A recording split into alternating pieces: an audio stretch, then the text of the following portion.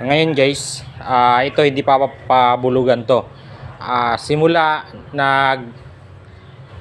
landi po ito, 4 days na ngayon. So i-check natin, kunting idea i-share ko sa inyo para malaman kung kailan ang tamang timing sa pag-iay. So tulad nito guys, si F1. So 6 months pa ito. Hindi pa ito sakyan natin. Yan. Sakyan natin yan. Kita nyo guys. Pansinin nyo, hindi siya gumagalaw. Tayo yung tinga.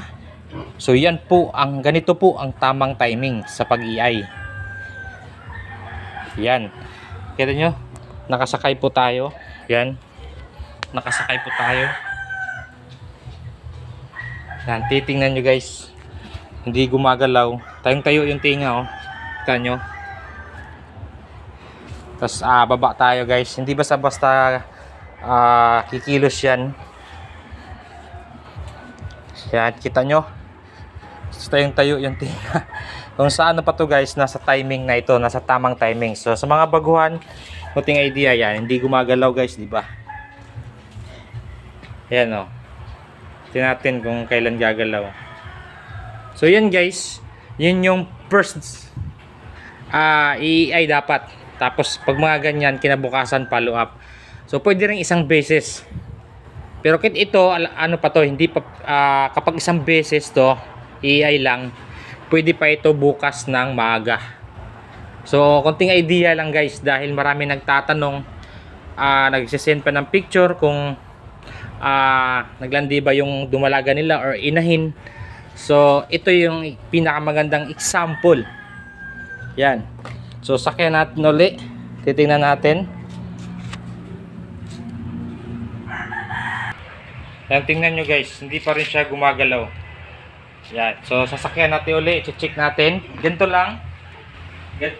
Ganitohin nyo lang kapag meron kayong mga inahin na ganito, na naglalandi ito.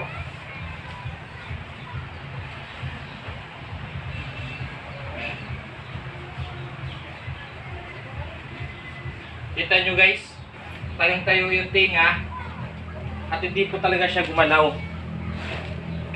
Yan. So for ideas lang yan, para alam nyo yung tamang timing.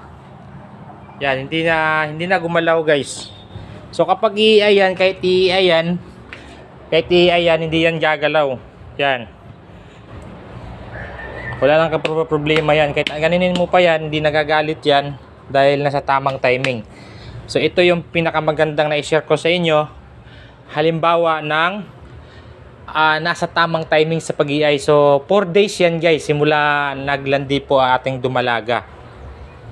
So ngayon ang pinaka-timing niya. So pwede pa yan bukas. Halimbawa, ngayon pa siya naging ganito. Pwede pa yan paluapan kinabukasan.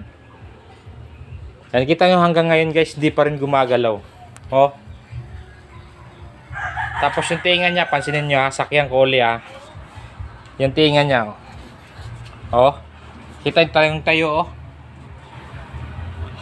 Hindi talaga gumalaw na. Kahit anong gawin nyo yan guys oh. Yan.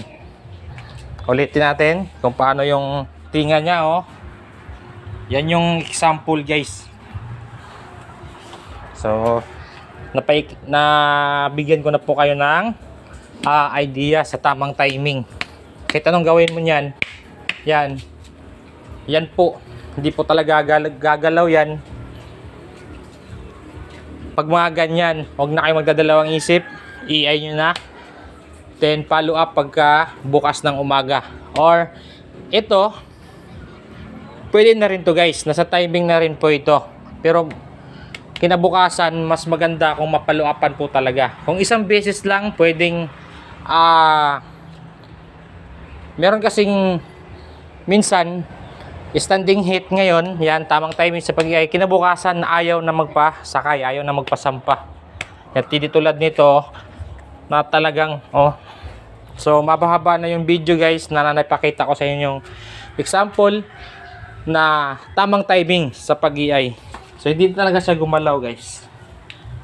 Kita nyo. So nasa 6 months pa lang po ito since birth. Hindi